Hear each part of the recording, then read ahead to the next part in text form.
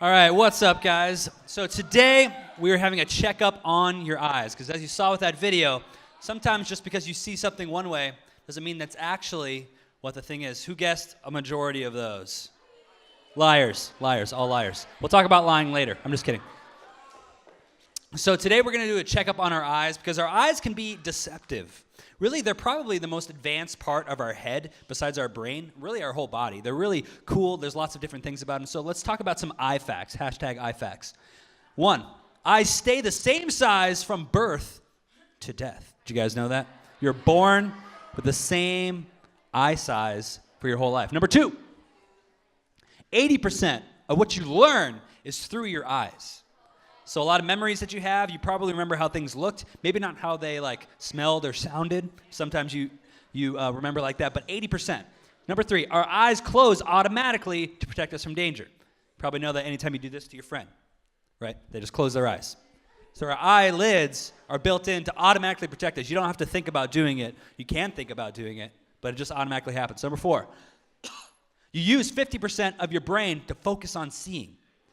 Half of your brain right now is being used to focus on what you're looking at. That's weird, right? And the last one, number 5. In an average life, you will see about 24 million images. So that's your whole life.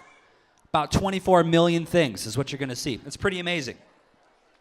So again, we're talking about having a checkup for our eyes, and I think there are some blind spots that exist in our life. There's lies that we tell ourselves. There's other things that get into our peripheral visions that we don't see, but yet affect us in some harmful ways. So let's talk about some of those lies today. So what are your blind spots? We need to talk about blind spots and how they affect us. Number 1 is this.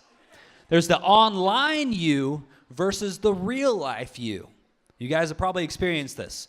Somebody who says something online that they would never say in person, or a way that they portray themselves online that would not be the right person. Ashley got this. For some reason, she found a picture that looks exactly like me. Now, that's not actually me. And by the way, this is root beer, just in case you were wondering. Yeah, and these are carrots, too. Those are carrots. But we like to portray ourselves. They're carrots, okay? I don't eat Cheetos. The way that we want to portray ourselves to people tells us a lot about ourselves. Because if we find value in people just clicking on a picture, then that says something about us, right? We should want to show our true selves at all times. So that could be a blind spot for you. Here's another one. If I could just fill in the blank, then I would be happy. That's something that we all say. Man, if I just had this, or if this person just did this, or if that girl would go out with me, that would be awesome. If I could just be blank, I would be happy. Happiness is kind of a fleeting thing. It's here today and gone tomorrow. Just because you accomplish something or get something doesn't mean that you're going to be happy for the rest of your life. You'll have goals, you'll have other things in your life, but just because you accomplish them doesn't solve all the problems for the rest of your life. Happiness comes and it goes. And there's different kinds of happiness. You're a different kind of happy when you were younger than you are now. For instance, if your teacher came up to you now and gave you a sticker for being a good student, you probably wouldn't freak out as much as you would when you're in kindergarten. Some of you guys are like, I love stickers. And so you probably would freak out a little bit. But it's a different kind of joy. So if you're constantly looking for what's best next and you're constantly chasing the happiness, then you're not taking the moment just to stop and appreciate who you are now, and appreciate what you have now. Another one, I don't have enough time. Yeah, this guy's like, well, I don't. Now, there are some things that we have to fit into our schedules. Obviously, you have to be here for like 8 or 9 hours a day at school, and then at home, your parents have certain things for you to do. But for the most part, if you think about it, you are in charge of how you fill your free time. And I think a lot of the times we treat our time and our life like a shopping cart. Right, you go to Costco or another store, especially Costco, they give you like a huge shopping cart because they know that you're going to get a lot of stuff. And what people do when they go to the store sometimes, if they don't have a grocery list or a budget, they just go and they're like, oh, that looks good. Oh, that looks good. I know because I've done that before. Never do that in a Costco, by the way, or you'll spend like $500 and be like, what? How did that happen? So you can't do that in your life. You can't do that with your schedule. Like, oh, I want to be part of this. Oh, I want to be a part of this. I'll do that. I'll find some time for that later.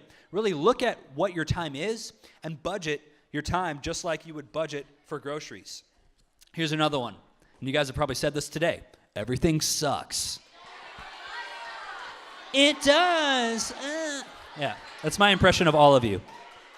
So this is a lie. This is a lie that we tell ourselves. And I'm going to get a little serious for a moment. Some of us legitimately struggle, just like this cat. Some of us legitimately struggle with like anxiety and depression, or we have bad things happen to us. And in those moments, guys, it can really feel like everything sucks. Like you can be in that moment and you can be like, nobody understands what I'm going through. Everything is horrible. Everything sucks. And that's a real feeling and a legitimate feeling. But if you struggle with that, you need to talk to somebody. You need to talk to your friends. You need to talk to your parents, to teachers. Because if you feel like everything sucks all the time, then something is wrong. Because life is awesome. And just because you feel a certain way doesn't mean that it's true. Feelings are not the same as reality. Feelings come and go, just like happiness. So just know in a moment when you feel really sad and feel like everything sucks, just remember that one day it won't suck anymore. Because that's always what happens. Things get better. Here's another one we tell ourselves. Hey, I know what I'm doing. Just leave me alone. I know what I'm doing. Guys, it's okay to admit that you don't understand what you're doing. A lot of kids pretend like they have it all figured out. Even in college, they go, and a lot of college is kind of pretending like you know what's going on and really just like taking good notes and passing your classes somehow. And that follows us into adulthood. Well, to be honest, I know a lot of adults, and I know that I, myself, sometimes I don't know what I'm doing. Like, I have to admit, like, hey, I don't understand everything. I don't really know what I'm doing. Sometimes you have to fake it until you make it. You guys have heard that? Trial and error. A lot of the things that I've learned in my life that have been valuable have been learned by trial and error. I mean, think about swimming. You can learn the knowledge about swimming, but until you actually do it, you're not able to do it. All right, next one. I'll be judged if I don't fill in the blank. I'll be judged if I don't dress a certain way or if I don't follow a certain trend. I would throw a fidget spinner joke out there, but they're not cool anymore, just like this is not cool anymore.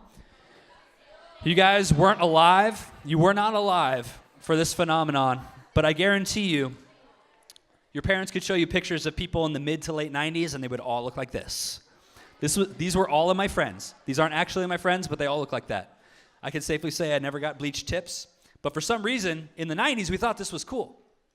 This is like the how you judge whether or not you're cool. You got like the hookah necklace and like the spiked tips and stuff. You have to like put hair gel way in your hair to like make it Liberty spikes and stuff. But trends in fashion are strange because it's almost like just one person decides what looks cool and then a bunch of people follow it. That's just like peer pressure. And you don't want to live your life threatening by peer pressure. It's like somebody tells you how to live and what to do. You are in charge of you. So you won't be judged if you do that. Just be yourself. Last one we're going to talk about. Someone else will do something. If you see something that's wrong, if you see a problem, a lot of the times we're like, somebody else will do something about it. The easiest one to see is like when we see a homeless guy on the side of the road. The easiest thing is just to drive right by. But there's something called the bystander effect. Let's look at this bystander effect. We go, that poor guy, someone should do something. All right, he obviously is losing his legs. He lost his legs. He's all bloody now. They're like, yeah, someone should do something. He's crying. He only has like a single tear, though. And they just kind of stand there. So the lesson for you guys, well, I think the little kid actually, or no, they're just handing him a phone, I think. I'm not really sure. They're not actually doing anything. Okay, they're taking a picture of it. Okay, that's even better. They're like, oh, man, somebody should do something. Yeah. But this is called the bystander effect. We feel like somebody else will do something so we don't have to. And you're going to miss out on a lot of opportunities to grow as a person when you stand up and do something. That's really how you become an adult, is you take those moments to stand up and do something. It shows you who you are as a person, and it helps you grow. And so when somebody's being bullied or somebody's struggling with depression or self-harm or suicide, you need to say something. You need to do something because those are very serious things. So you can be the one to do something and grow from it. So today we've talked about checking your eyes, looking at what you are looking at, evaluating yourself, because our eyes can be deceptive. So be honest with yourself. Take a long, hard look and come back next week for your next checkup. Peace out.